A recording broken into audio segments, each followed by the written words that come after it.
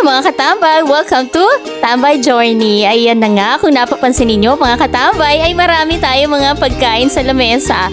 Kasi nga, kung napanood ninyo ang aking huling video, ay nabanggit ko nga na meron nga kaming bisita ngayong araw. At ayan nga ang aking mga bisita, kaya medyo naghanda-handa naman tayo. Kahit papano naman ay mabubusog naman ang ating bisita, diba? At ayan na nga, syempre, hindi naman mawawala ang pagtatambay at dinamay ko na nga ang mga bisita namin katambay. Sana sa susunod ay kayo rin ay makasama ko. Wow! Nakikita ko na yung sa Dikmos mga katambay. Alam nyo ba, hindi pa ako nakakapunta dyan mga katambay. Sana isa sa mga araw na ito ay mapuntahan ko rin ang sa Dikmos. Ayan. O diba? Medyo malayo-layo ang ating katambayan by this time. Kahapon sa Basilan, ngayon saan naman kaya? Sobrang init kasi ng panahon mga katambay, kaya naghanap kami ng lugar kung saan pwede kami magpalamig. Kaya umabot nga kami dito sa barangay Kulianan. At pupuntahan nga namin mga katambay ang R&R, ang sikat na kainan ng mga ice cream. Grabe mga katambay. Isa sa mga araw na ito ay subukan niyo pong puntahan ang R&R dito lang sa may Kulianan. Malapit lang po sa Kulianan Elementary School. Grabe mga katambay, ang sarap-sarap dito. Ayan, kung napapansin ninyo, nasa tabi lang yan siya ng daan at madali lang makita mga katambay. Kung galing ka ng town ay nasa left side siya mga katambay. Ayan.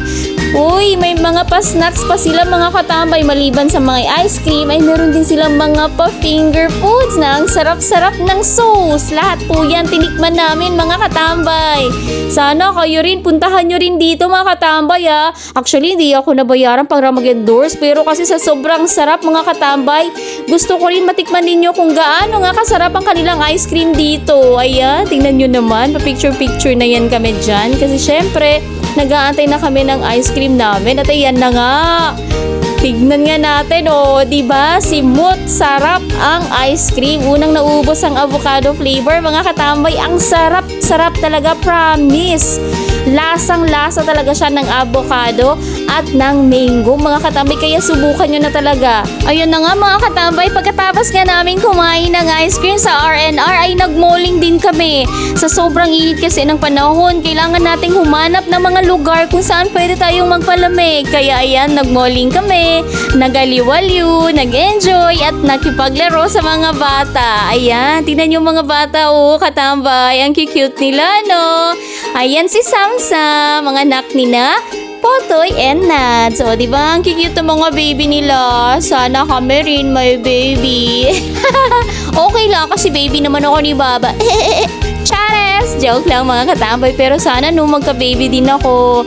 Amen, puhun, amin. Ayan, kung nakikita ninyo ang aking asawa, enjoy na enjoy sa paglalaro.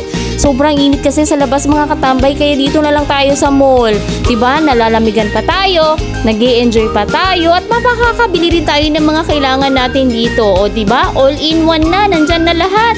And syempre, pagkatapos namin maglaro sa mall, syempre, nagutom din ang inyong katambay ulit at kumain na nga kami ng dinner. Saan pa kundi sa Family Pride. Ayan, ang sarap talagang kumain dito mga katambay. Ang sarap-sarap talaga ng luto nila. Paborito ko talaga ang lumpiang Shanghai ng Family Pride. Uy, Family Pride, baka naman. At ayan na nga mga katambay, bago nga magtapos ang video na ito, ay nais kong pasalamatan ang Family Ismael na nagyaya sa amin na mag-enjoy sa labas at magpalamig.